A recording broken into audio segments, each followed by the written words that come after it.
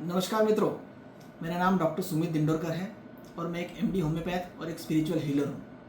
आज के हमारे इस वीडियो का विषय है प्रेम, जिसे हम लोग सार्वजनिक रूप से प्यार, प्रीति, लव, इन बहुत अच्छे नामों से हम लोग पुकारते हैं। तो आप लोग सोच रहे होंगे कि मेडिकल के वीडियोज़ में प्रेम का क्या काम है। होम्योपैथी में और स्पिरिचुअल हीलिंग में चूँकि एनर्जी के ऊपर बात की जाती है, इमोशंस पर बात की जाती है, इसलिए प्रेम जिससे इस पूरी सृष्टि का आविर्भाव हुआ है और जिस प्रेम को पाने के लिए ही साक्षात ईश्वर ने ही मानव रूप में अवतार लिया कई बार इस धरती पर, तो उससे संबंधित उस प्रेम इतने महत्वपूर्ण इमोशन के ऊपर बात अगर हम लोग नहीं करें तो ये कैसे चलेगा। इसलिए आज का ये मेरा विषय एक अति महत्वपूर्ण एस्पेक्ट को, अति महत्वपूर्ण आयाम को छेड़ता है। प्रेम ये हृदय से संबंधित है, इमोशन से संबंधित है। तो वैसे तो प्रेम का देखा जाए तो बहुत बड़ा अर्थ निकलता है। आदर्श रूप में अगर हम लोग देखें तो सामने वाले के लिए अपना संपूर्ण समर्पण, ये प्रेम कहलाता है। सामने वाले में खुद को खो देना, पर ये चूँकि आइडियल कंडीशन में होता है, ये आदर्श प्रेम कहलाता है। इसलिए आज के परिप्रेक्ष्य में इसके अर्थ थोड़े बदल गए हैं।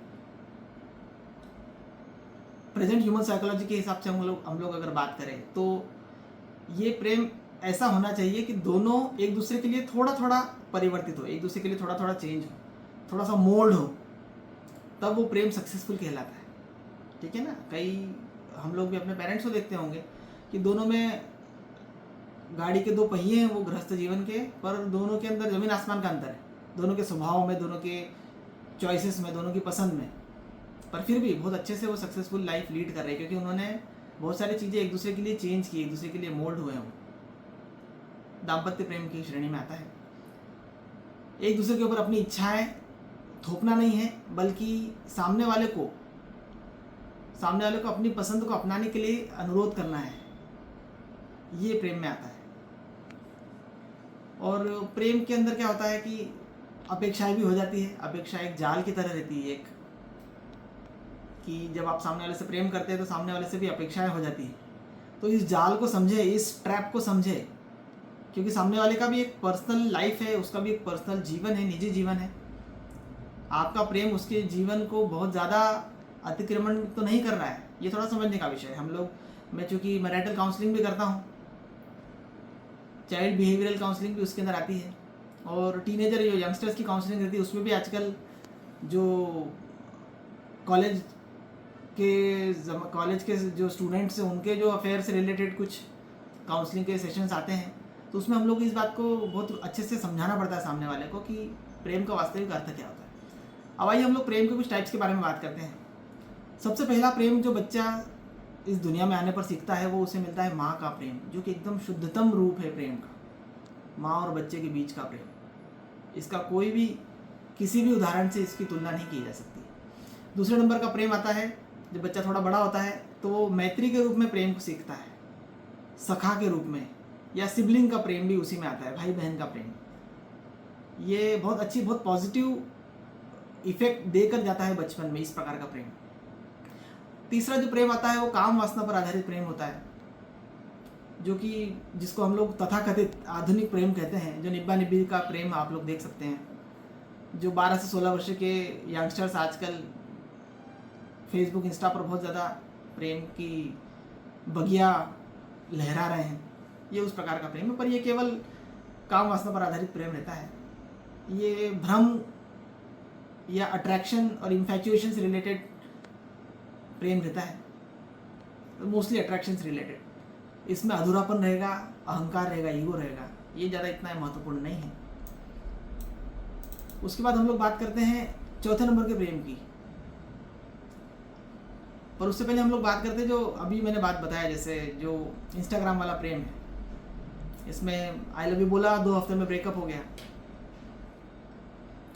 इसके अंदर आजकल, आज के ज़माने के इन लवर्स ने, तथाकथित प्रेमियों ने एक अलग ही डिक्शनरी बना ली है, अपनी अलग ही शब्दकोश बना लिया है। स्लैंग लैंग्वेज के अंदर अलग प्रकार का अर्थ है। जैसे लिव इन का मतलब हम लोग सुनने में आता है लिव इन रिलेशनशिप, बिना विवाह के एक दूसरे के साथ रहना है, BFF best friend forever, FOMO fear of missing out, situationship अलग चीज़ होती है, घोस्टिंग अलग चीज़ होती है, बेंचिंग अलग चीज़ होती है। ये सब प्रकार के एक प्रकार से इस नए जो तथाकथित आधुनिक प्रेम है उसके शब्दकोश है, उसकी भाषाएं हैं। जैसे पहले के प्रेमी बोलते थे कि मैं चांद तारे तोड़ के लाऊंगा, ये सब बातें पुरानी हुई। आज के ज़माने में तो अलग ही बात चलती है। कैट फिशिंग यानी झूठी पहचान से प्रेम जाल बनाना, ज़ॉम्बिंग यानी अचानक फिर से संपर्क करना, वन नाइट स्टैंड हम लोग इसके बारे में सुन चुके हैं, रेड फ्लैग, ग्रीन फ्लैग, ऐसे कई प्रकार के टर्म्स हैं जो यूज़ किए जाते हैं आज के ज़माने में यंगस्टर्स के द्वारा। सॉफ्ट लॉन्च, हार्ड लॉन्च, ऐसे कई प्रकार के वर्ड्स हैं। ये जो है ना, ये इनके बीच में कोई दम वाली बात नहीं है, ये झूठा प्रेम है सीधे सीधे शब्दों में। पर ठीक है, टाइप तो है, अट्रैक्शन से शुरू होता है। अब जब अट्रैक्शन इन्फैचुएशन में कन्वर्ट हो जाता है, जिसको हम लोग मोह कहते हैं, मिथ्या आसक्ति, तब वो प्रेम कैसा होता है? यानी कि तू मेरे नहीं हो सकी तो किसी और की नहीं हो पाएगी, इस टाइप के जो आशिक रहते हैं ये प्रेम से ग्रस्त नहीं होते हैं, ये मोह या आसक्ति से ग्रस्त रहते हैं। ये अविवेकी अहंकार से ग्रस्त होते हैं कि तू ही है, बाकी दुनिया में कोई नहीं। प्रेम का जो है ना मोह एक प्रकार से विकृत रूप है, मोहित हो जाना, इन्फैचुएशन जिसको बोलते हैं। बॉलीवुड का नकली प्रेम भी वही है, प्रेम का महाजाल है ना। और बॉलीवुड ने तो प्रेम को जो है पूरी तरह से वासना में और समर्पण को पूरी तरह से स्वार्थ में कन्वर्ट कर दिया है। यहाँ तक कि उन्होंने स्त्री को एक वस्तु में कन्वर्ट कर दिया, जो कि बहुत ही दुखद है। और आज के यंगस्टर्स उसी बॉलीवुड से प्रभावित होते हैं, जो कि मुझे सही नहीं लगता है। प्रेम का पांचवा टाइप होता है जो विशुद्ध रति, जिसको हम लोग बोलते हैं, जिसको दाम्पत्य प्रेम कहते हैं, जो शुद्ध प्रेम है। पति पत्नी के बीच वैवाहिक जो प्रेम रहता है वो वास्तविक प्रेम होता है। एक दूसरे की केयर करना, एक दूसरे को सपोर्ट करना, एक दूसरे के लिए खुद को चेंज करना, एक दूसरे को चेंज, सामने वाले को चेंज करने के लिए अति दबाव नहीं बनाना, वो जैसा है उसको वैसा एक्सेप्ट करना, और हम लोग थोड़ा सा उसके हिसाब से एक्सेप्ट करें सामने वाले के हिसाब से। और भी वैसे देखा जाए तो बहुत सारा मैरिटल लव के ऊपर अगर हम लोग बात करेंगे तो एक और वीडियो बन सकता है, कभी मैं बनाऊंगा उसके ऊपर एक वीडियो, क्योंकि कई पेशेंट्स चाहते हैं कि जो मैरिटल रिलेशनशिप में प्रॉब्लम्स उन लोगों को फेस करने को आ रही है, तो सर आप उससे रिलेटेड कुछ काउंसलिंग कीजिए, तो मैं उससे रिलेटेड बातें बताऊंगा। और छठा जो प्रेम रहता है वो है भक्ति यानी ईश्वर प्रेम। माँ और बेटे के प्रेम की तरह ही भक्ति भी एक प्रकार से उसके सिमिलर है, उसके समतुल्य है। ईश्वर से प्रेम करना है, किसी सत्ता से प्रेम करना जिसको आपने देखा नहीं है, निष्काम निराकार प्रेम। अब हम लोग बात करते हैं कि आकर्षण यानी अट्रैक्शन, मोहित हो जाना यानी कि इन्फैचुएशन, और ट्रू लव सच्चा प्रेम, इसके बीच में क्या डिफरेंस है? तो आकर्षण जो रहता है ना, ये रूप, शरीर कैसा दिख रहा है, उसकी स्मेल कैसी, आवाज़ कैसी, उससे अट्रैक्ट हो जाता है। जो मोहित हो जाने वाला प्रेम है, इन्फैचुएशन, वो कल्पना में ज़्यादा रहता है, उसमें तीव्र भावना बहुत ज़्यादा रहती है, उसमें इमोशनल प्रेशर बहुत ज़्यादा रहता है, तात्कालिक वासना रहती है उसमें थोड़ी बहुत। और जो ट्रू प्रेम है वो आत्मा की गहराई से आता है, आदर समर्पण से आता है। एक क्षणिक है, एक अस्थायी है और एक स्थायी है, आप समझ सकते हैं। जो अट्रैक्शन है उसमें क्या होता है, नज़र टिक जाती है, सामने वाले पर धड़कन बढ़ जाती है। पहली नज़र का प्यार जिसको बोलते हैं ना, वास्तव में पहली नज़र का प्यार नहीं है, वो केवल अट्रैक्शन है। नज़र टिक जाएगी, आपका हृदय धड़कने लग जाएगा, आप सोचने लग जाएंगे उस व्यक्ति के बारे में, रात दिन वो सब जगह पे दिखेगा आपको, आपके घर के मेंबर्स पे दिखेगा, आपके काम वाले जो आसपास लोग काम कर रहे हैं आपको उनमें दिखेंगे। तो ये केवल अट्रैक्शन है।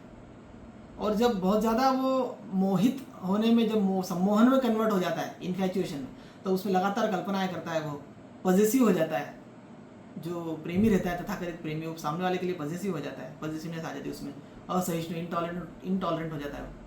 जबकि वास्तविक प्रेम में क्या रहती है, शांति रहती है, अपनापन रहता है, समर्पण रहता है।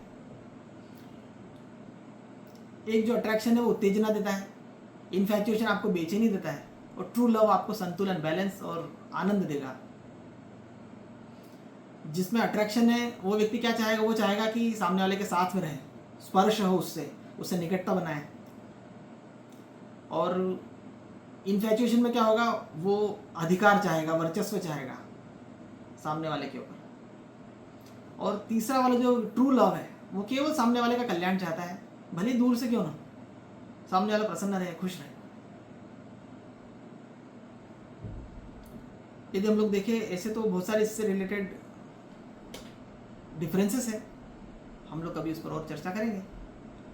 अब हम लोग मेन इस वीडियो के विषय पर आते हैं कि होम्योपैथिक में प्रेम से संबंधित क्या बातें बताई गई हैं, और आध्यात्मिक स्तर पर अगर हम लोग देखें स्पिरिचुअल हीलिंग के पॉइंट ऑफ व्यू से क्या क्या बातें हो सकती हैं। होम्योपैथी में कई प्रकार की दवाइयाँ जैसे ignatia, natrum mur, staphysagria, phosphoric acid, pulsatilla, ऐसे कई प्रकार की दवाइयाँ हैं, लेकेसिस, हायोसाइमस, सब में अपने अपने प्रकार के प्रेम है। आइए हम लोग एक एक करके थोड़ा थोड़ा करके उनको समझेंगे ताकि एक दिमाग में थोड़ा सा पिक्चर क्लियर हो। यदि हम लोग इग्निशिया पेशेंट की बात करें, इसका जो प्रेम रहता है वो एकदम विरह वाला प्रेम, भावनात्मक आघात हुआ, उसको सामने वाले छोड़ के चला गया है तो वो उसको धोखे में मिला है प्रेम, अचानक रो देगी वो पेशेंट, इमोशनल रोलर कोस्टर बोलते हैं हम लोग होम्योपैथी में इग्निशिया नाम की दवाई को। उसके हृदय में टीस रहेगी, गला रुंध जाएगा, हिचकियाँ, है ना, रोमांटिक अपेक्षाओं का टूटना जो रहता है वो इसमें आता है इग्निशिया के अंदर। तो ऐसा नहीं कि केवल आप ऐसे पेशेंट को आप इग्निशिया दे दो तो ठीक हो जाएगा, उससे बहुत हद तक हीलिंग हो जाएगी। पर स्पिरिचुअल लेवल पर हम लोग बात करें, चूँकि हृदय जो रहता है हम लोगों का, उसको अनाहत चक्र बोलते हैं, वो लव को और सारे इमोशंस को, इस प्रकार के इमोशंस को कंट्रोल करता है। तो हम लोग स्पिरिचुअल हीलिंग के केस में अनाहत चक्र पर ध्यान लगाने को बोलते हैं। अलग से बीज मंत्र रहता है, अलग अलग प्रकार की विजुअलाइजेशन करने पड़ते हैं, पेशेंट को अलग अलग प्रकार की धारणाएं करानी पड़ती है कि आप इमेजिन करके वैसा करें।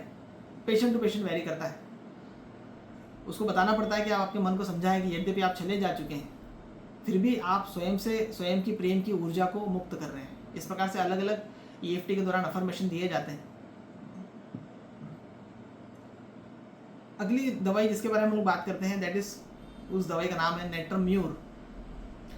इसका प्रेम जो रहता है गुप्त प्रेम रहता है, सबके सामने उजागर नहीं रहता है, क्योंकि अपने इमोशंस को सप्रेस करने की नेट्रम्यूर पेशेंट की टेंडेंसी रहती है। वो जो प्रेम करता है पर वो बोल नहीं पाता है। आप लोग इमेजिन करें कि आपके आसपास इस प्रकार के लोग हैं या नहीं, जैसे अभी हम लोगों ने इग्निशिया देखा था, नेट्रम्यूर का पेशेंट का प्रेम कैसा होता है, अकेले में रोएगा, वो एक धोखा खा चुका है और अब इसलिए किसी और से प्रेम हुआ है तो वो भावनाएं व्यक्त नहीं कर रहा है ताकि उसे धोखा ना मिल जाए। ऐसे लोगों को स्पिरिचुअल हीलिंग में हम लोग चंद्रमा पर ध्यान करने के लिए बोलते हैं, क्योंकि चंद्रमा मन का कारक है। विजुअलाइजेशन में हम लोग अलग अलग प्रकार से उससे रिलेटेड, स्पेक्ट्रम से रिलेटेड बातें बताते हैं।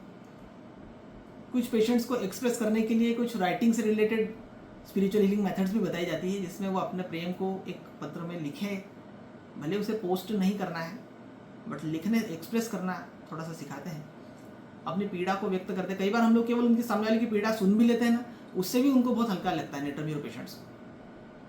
हाँ, लेकिन आप अगर उसको कंसोल करने जाओगे कि अरे कोई बात नहीं, चिढ़ जाएंगे वो, बिकॉज कॉन्सोलेशन एग्रावेट्स, नेट्रम्यूर के अंदर लिखा हुआ है। अगली दवाई हम लोग जिसकी बात करेंगे वो है फॉस्फोरिक एसिड फॉस जिसको बोलते हैं हम लोग। तो प्रेम के बाद का जो शून्य रहता है, खालीपन, जिसका प्रेम अधूरा रह गया है, भाव शून्यता, है ना, इसके अंदर क्या होता है, कई बार अधिकतर मामलों में ये देखा गया है फॉस्फोरिक एसिड के पेशेंट के कि प्रेमिका या प्रियजन की मृत्यु हो गई, उसके कारण, या फिर गहरी दूरी हो गई, दोनों में सेपरेशन हो गया है, तो जो पेशेंट तैयार होता है वो फॉस्फोरिक एसिड का पेशेंट होता है।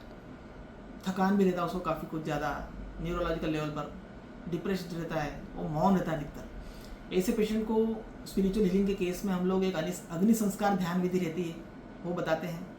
उनको सूर्य नमस्कार और मंत्र उच्चारण बताए जाते हैं अलग अलग प्रकार के, और जिससे उनकी सात्विक ऊर्जा का पुनर्निर्माण हो, इस प्रकार से उनको रिजुविनेट करना सिखाया जाता है। और ऑब्वियसली एसिड फॉस, ये दवाई भी जो डिस्टिंग्विश्ड, जो डिफ्रेंशिएट हो रही है उस पोटेंसी में दी जाती है, तो बहुत अच्छे से पेशेंट रिकवर करता है। अब हम लोग बात करते हैं एक दवाई स्टेफिसेग्रिया। इसके अंदर दबी हुई वासना, अवमानना अपमानजन्य प्रेम मतलब ऐसा प्रेम जिसमें उसको इंसल्ट मिली, इसमें सप्रेस्ड एंगर हो, पैशन हो। प्रेम में यदि मान लो उसको अपमानित होने का काम पड़ा है तो वो दवाई उसको स्टेफिसिग्रिया दी जाती है। भीतर एक सुलगती हुई सी आग है लेकिन बाहर से शांत है वो, ठीक है ना। आप साइकोलॉजी देखिए कि कितनी डीपली होम्योपैथी के अंदर साइकोलॉजी को समझाया गया है, बहुत बारीकी से बताया गया है। ऐसे पेशेंट को स्टेफिसिग्रिया दिया जाता है। स्पिरिचुअल हीलिंग के मेथड्स के अंदर ऐसे पेशेंट को हम लोग अग्नि साक्षी क्षमा यज्ञ करवाते हैं। यज्ञ मतलब वो वाला यज्ञ नहीं रहता, हम लोगों ने केवल इस मेथड का नाम दिया हुआ है। मैंने अलग प्रकार से एक बीज मंत्र बताया जाता है, विजुअलाइजेशन कराया जाता है, और जो भी उसके भी सप्रेस्ड एंगर है, जो भी उसका गुस्सा जो दबा हुआ अंदर, जो अपमान उसने जो सहा हुआ है ना, वो इंसल्ट उसको धीरे धीरे करके उसको बाहर क्लियर आउट किया जाता है। कई प्रकार के सेशंस होते हैं। कुंडलिनी स्पंदन साधना होती है, मूलाधार से लेकर स्वादिष्टान चक्र तक हम लोग उसको ऊर्जा को रिलीज करने का प्रयत्न करते हैं और धीरे से वो उसके हृदय चक्र से वो ऊर्जा रिलीज की जाती है। पल्सेटिला एक अगली दवाई का नाम है होम्योपैथी में, पल्सेटिला, जिसके अंदर भावुक प्रेम होता है, वो चंचल प्रेम होता है, और दूसरों पर आश्रित प्रेम मतलब डिपेंडेंट होता है वो प्रेमी जो रहता है। इसलिए वो बार बार साथी भी बदलेगा। ऐसा नहीं कि वो धोखा देता है पल्सेटिला पेशेंट, बट वो सामने वाले पर डिपेंडेंट रहता है, अकेले नहीं रह पाता है, बहुत इमोशनल होता है, बहुत रोती है। पल्सेटिला की पेशेंट अगर फीमेल हैं तो बार बार रोएंगी, सेशन के दौरान कई बार रो चुकी होती है। उनको ममता, जो ममत्व वाला प्रेम चाहिए, उनको पैम्परिंग चाहिए, केयरिंग चाहिए। पल्सेटिला बहुत ही भावुक रहती है। ऐसे पेशेंट्स को हम लोग मातृशक्ति पर ध्यान करने के लिए स्पिरिचुअली हीलिंग के मेथड्स में बताते हैं। उनको प्रेम, उनकी जो प्रेम की स्वीकृति है उसका स्वस्वर पाठ करने के लिए बोलते हैं हम लोग। अगली दवाई जिसके बारे में मैं आपको बताऊंगा होम्योपैथी की, वो सांप के जहर से बनती है, उसका नाम है लेकेसिस। सुरुकुक स्नेक के पॉइजन से बनती है लेकेसिस। ये इजोटेरिक यानी गूढ़ रहस्य में जितने भी स्क्रिप्चर्स हैं हमारे, उसमें कुंडलिनी शक्ति को भी एक सरपेंट के रूप में, एक सर्पिणी के रूप में बताया गया है, लेकेसिस। अब इसका प्रेम देखिए कैसा होता है, ईर्ष्या, अधिकार, उग्र प्रेम, जलन वाला, ठीक है ना।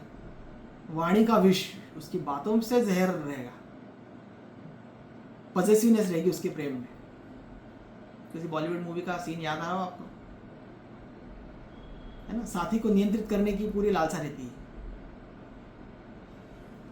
एक नाना पाटेकर की कोई मूवी आई थी, उसमें उसका प्रेम ऐसे ही रहता है। वो उसमें आर्मी मैन दिखाया गया है, एक्स आर्मी मैन दिखाया गया है, और वो आखिर तक वो उसकी प्रेमिका को पाने के लिए वो बहुत ज़्यादा एग्रेशन के साथ में, और साथी को नियंत्रित करने की उसमें जलन रहती है, सहन नहीं कर सकता, इनटॉलरेंट रहता है बहुत ज़्यादा, लेकिन से दवाई दी जाती है। ऐसे पेशेंट्स को हम लोग कंठ चक्र शुद्धि ध्यान करवाते हैं, क्योंकि लेकेसिस का पेशेंट जो रहता है वो बहुत ज़्यादा टॉकेटिव रहता है, बड़बड़ बहुत करता है, लोकेसिटी जिसको बोलते हैं। तो ऐसे लोगों को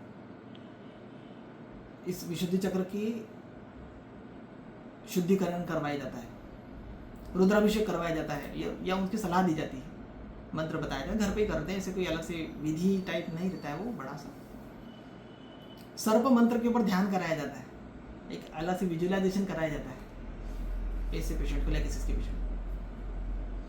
अब हम लोग बात करते हैं कुछ दवाइयाँ जो कि हायोसाइमस नाम की दवाई है, हायोसाइमस से प्लेटिना है। ये दवाइयाँ थोड़ी सी, इनका प्रेम अलग प्रकार का रहता है, काम वासना से संबंधित प्रेम रहता है, इसलिए इसके बारे में कुछ शॉर्ट में बताऊंगा। हायोसाइमस नाम की दवाई है, इसका प्रेम विक्षिप्त प्रकार का प्रेम है, इसमें नडिटी बहुत रहेगी, नियंत्रणहीन वासना रहेगी ऐसे प्रेम में। तो इसके अंदर क्या रहेगा, वो शरीर का प्रदर्शन ज़्यादा करना चाहेगा, इस टाइप का प्रेम, सेक्सुअल मैडनेस टाइप का प्रेम है। उसके इमोशंस जो है वो केवल सेक्सुअल स्फेयर के अराउंड ही घूमते रहते हैं, हायोसाइमस का पेशेंट। ऐसे पेशेंट्स की स्पिरिचुअल हीलिंग में हम लोग स्वादिष्टान चक्र की शुद्धि के ऊपर बल देते हैं, उससे संबंधित बीज मंत्र बताए जाते हैं, उनको संयम व्रत बताया जाता है कि किस प्रकार से आप अपनी ऊर्जा को संयमित करें, उससे संबंधित साधनाएं बताई जाती है, मौन साधना कराई जाती है कि सप्ताह में दिन में एक बार क्या करना है, जर्नलिंग कराई जाती है। जर्नलिंग से बहुत पेशेंट्स को मेरे फ़र्क पड़ा है ऐसे केसेस में। काली या दुर्गा ऐसी माताओं के ऊपर मेडिटेशन करना उनको बताया जाता है कि थोड़ी सी ईश्वर से प्रार्थना करें कि आपकी शक्ति को नियंत्रित करें, क्योंकि सेक्सुअल एनर्जी बुरी नहीं है, वो कुंडलिनी शक्ति का ही एक सांसारिक रूप है। उसको यदि आप सही तरीके से मोल्ड करेंगे तो वो अलग अलग चक्रों को भेदते हुए वो सहस्त्रार तक अपने शिव से मिलने के लिए वो अपनी यात्रा पर निकल पड़ेगी। और उसको सही तरीके से नियंत्रित करना आवश्यक है। संयमित तरीके से यदि आप अपनी काम वासना को उपयोग करेंगे तो उसका वास्तविक प्रेम में रूपांतरण होगा। ठीक है, तो आज के हमारे इस वीडियो में इतना ही है। प्रेम से संबंधित बहुत सारी करने को तो बहुत सारी बातें हैं। उन 2 अक्षर के अंदर, कई लोग उसको 2.5 आखर बोलते हैं, 2.5 आखर प्रेम के, ये इसमें पूरी सृष्टि समाहित हो सकती है।